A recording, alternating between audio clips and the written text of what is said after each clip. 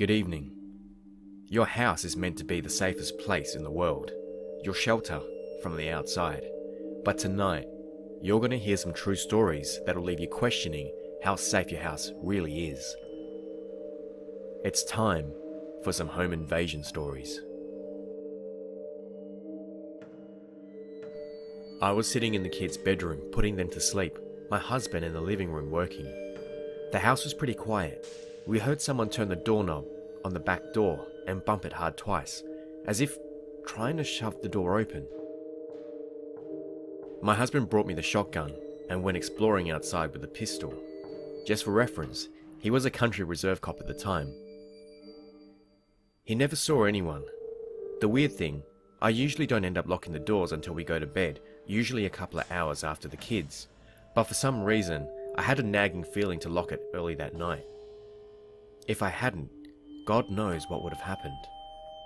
It was obvious that we were home and at least someone was awake. So whatever they wanted wasn't just to take things. So my husband spoke with his fellow officers, but nothing ever was found. He did find a footprint by the garage the next morning. It was way too big to be his though. I'm a stay-at-home mum, so I kept the pistol within reach for a while when the kids were in school and I was home alone. A few months later, my 11-year-old son did move out of his bedroom because he felt like he was being watched. Before we moved in, his room was a back porch that the previous owners had boxed in. The old concrete porch steps are still outside his room and lead to a big window that the previous owners put in. He said he kept hearing footsteps outside his windows. So on this particular night, I decided to investigate. I decided to sleep in his room that night with the lights off. I started to hear the noises my son reported to us, which immediately prompted me to look at the window. That's when I saw a man's face staring back at me. I lay there frozen in fear as he stood there watching me for hours. This is where my stomach sank. I heard a clunk in the floor. Yeah, we forgot about the trapdoor on the floor. This guy was inside the house the entire time. It was his reflection I saw in the window.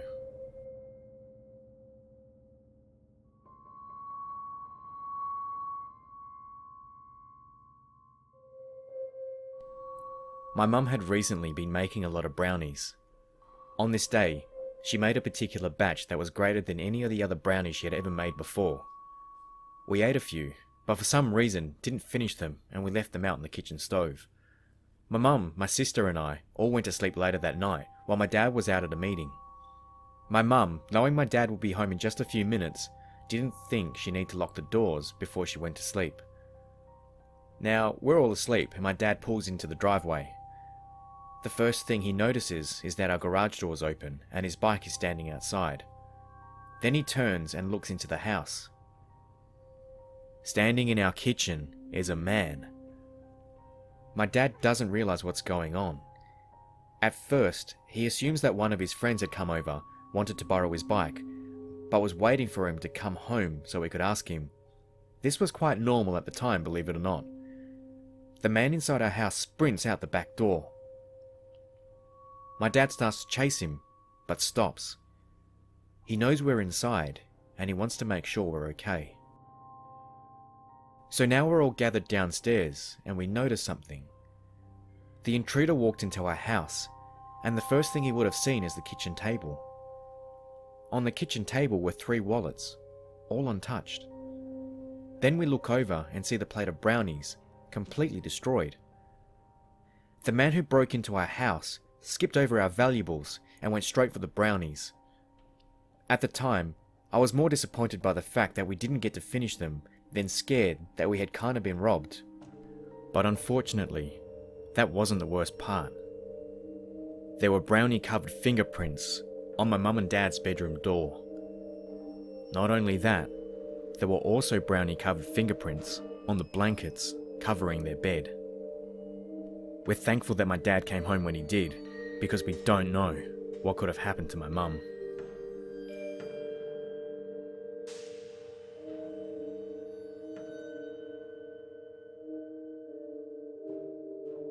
Last night, I was laying in bed watching YouTube videos on my phone and falling asleep when I hear someone struggling with their lock next door.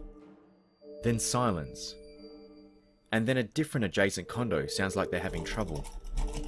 This didn't sound right, so I silently got out of bed and grabbed my M&P 9. Just for reference, my condo has an extremely open floor plan. All rooms open into the main room. As I grabbed the gun, my door started fidgeting next. Then it stopped. At my cracked open window, I see the outline of a man in the twilight. I can see his silhouette through the blinds, so I chamber around. He punched my screen out and tried to climb in. He had his head, one arm and one leg through. Still, I didn't fire. I dialed 911. It took almost 30 seconds to get to someone with all of the auto attendant menus asking if I spoke Spanish. All the while I'm screaming at him and begging someone to call 911. Dispatch finally answers. I start shouting my address, shouting home invasion in progress. I can't get out and will defend myself. Here's my fuck up. I set the pistol down and grab my Mossberg 500 12 gauge loaded with 00 buck. I racked the slide. In the moment, I had hoped that the distinctive sound would show I'm not fucking around. Then he says, I don't give a fuck. I switch back the M&P. I practice with it a bit more and am more confident with it. Plus 17 shots versus 5, but in stupidly switching weapons, I took my eyes off the target. I left myself vulnerable. Big fuck up. The man stares at me, just walking up to me, inching closer and closer. This man looks psychotic. He put his hand over my pistol and looked directly into my eyes. I just froze in fear. But at that moment, 3 cruisers roll up. Total time of the incident, initially picking up my pistol, to cops showing up was under 4 minutes. Once the statements were done and they left to canvass the area, I grabbed my Shield 9 and drove to my girlfriend's house for the night.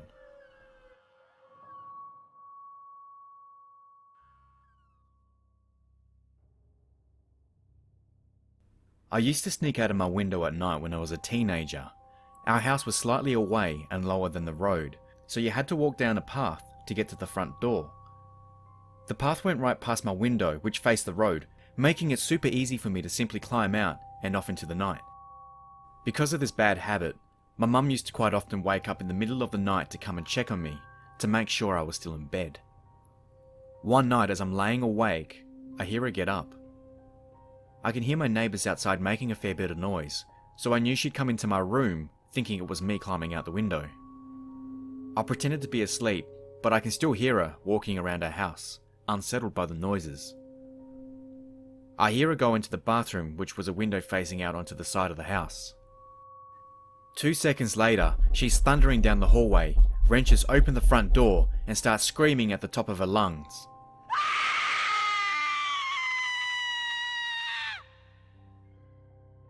I jump out of my skin.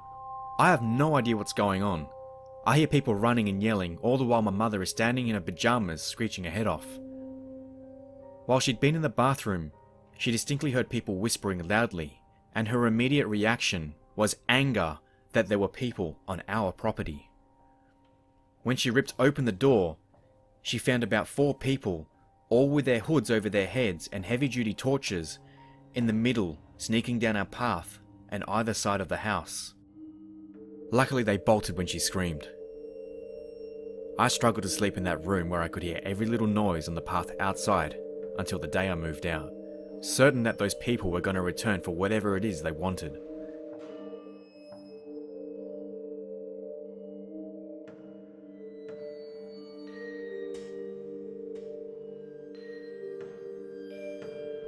I live in a joint family system.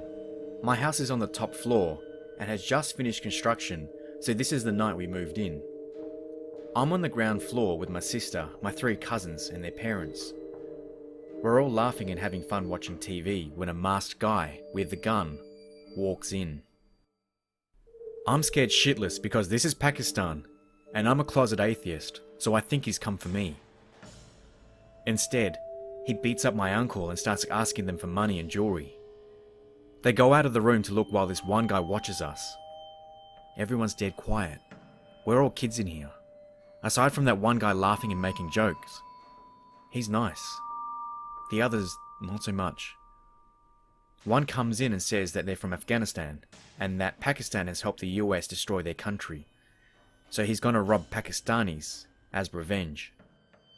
When we said that we obviously aren't from the government, he says the army did it. I froze. My dad, who's at the top floor, is in the army. He's been deployed at the Afghan border once before. No one's children are on the same floor as the parents, and nobody else knows what's going on.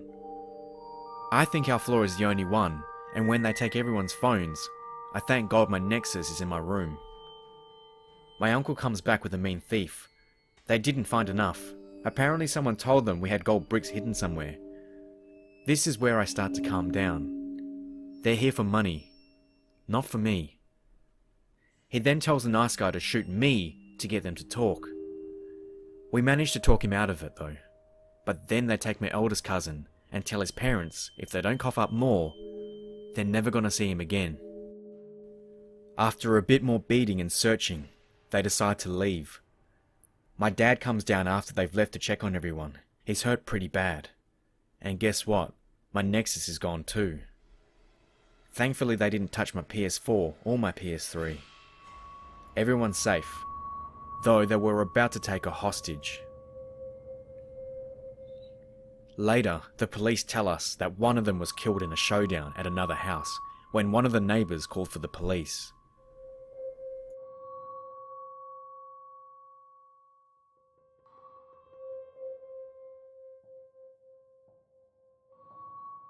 My childhood home had a balcony that was attached to both my mother's bedroom and mine via big glass doors in each of our rooms. Next to the balcony are two trees.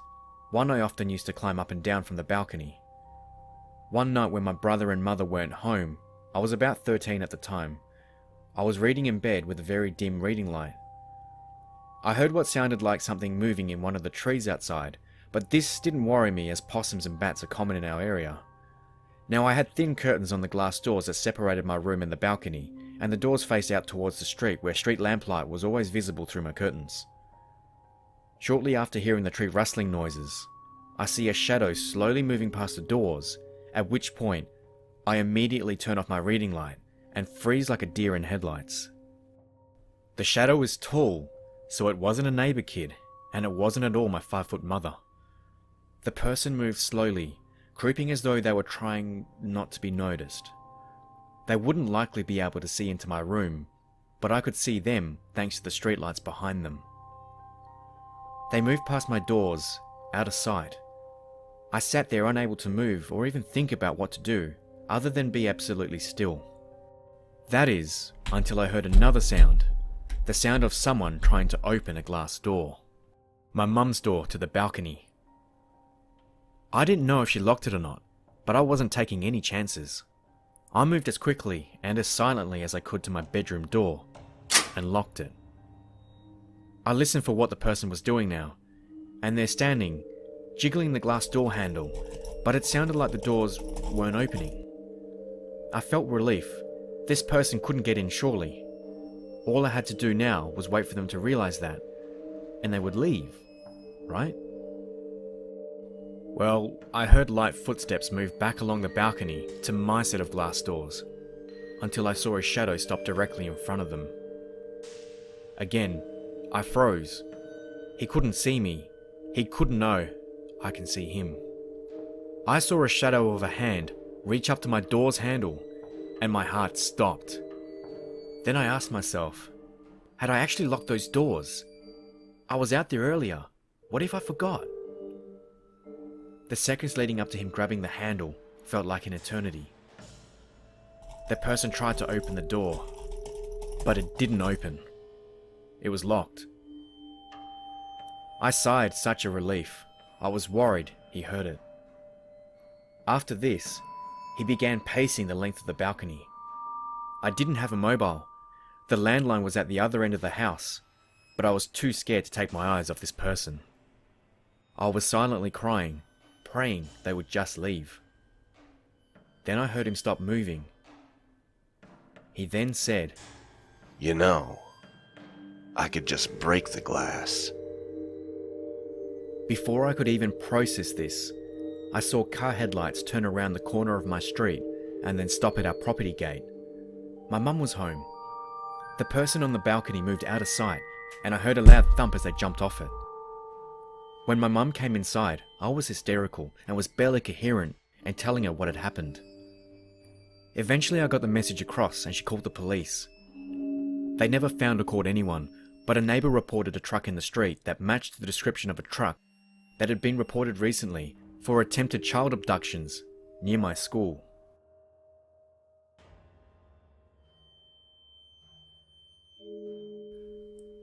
And that's all for now. Thank you so much for watching. If you like this video, please give it a thumbs up and drop me a comment below of what you thought. I'd like to give a special thanks to the Crow Flies for lending his voice for this video. Really his voice is what completed the video in my opinion, so I really appreciate it. Go check him out. The link to his channel is in the description below. He does Murder Mondays every Monday night Eastern time, so check him out. Join him, send him a story, he'll read it live stream. He's an awesome guy, hang out with him. I'd like to give a special thanks for the 500 subscribers. We're past that now. I think we're at 513 or something like that when I last checked it. So, look, guys, thank you so much. Thank you for following me on Twitter. Thank you for sending me your stories. Thank you for so much of the support you've given me. You know, all the kind comments, all the nice words, and for sharing me out there. You know, it means so much. So as promised, I'm going to do the live stream Q&A. I'm just working on getting the scheduling together so that we can get as many people joining as much as we can. I guess for as long as possible as well, so that at least 3 different time zones can kind of join it as they please. So I'll give you guys a heads up on that one on Twitter and YouTube, and we'll take it from there. Have a good night, and I'll see you guys in the next one.